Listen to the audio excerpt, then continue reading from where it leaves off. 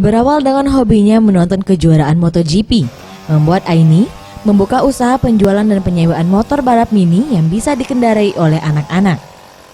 Menurut Aini, untuk motor yang dijual ada dua jenis, yakni motor trail dan MotoGP, yang dijual dengan kisaran harga 2 juta sampai 4 juta rupiah, tergantung dengan mesin dan model yang dipesan. Motor yang dijual ini bermesin 2 tak dan bertenaga 50 cc, jadi aman untuk dikendari anak-anak karena kecepatan maksimal hanya 30 km per jam. Di tokonya juga menyediakan perlengkapan motor lainnya, mulai dari ban, bodi motor, dan mesin dengan harga yang bervariasi. Kebanyakan trail. Anak-anak suka lebih pakai trail karena untuk trail bisa pakai boncengan untuk 2 orang. Kalau untuk GP itu cuma 1 orang bisa pakai. Dari hasil penjualan ini, Aini dapat meraup keuntungan lebih dari 30 juta per bulan.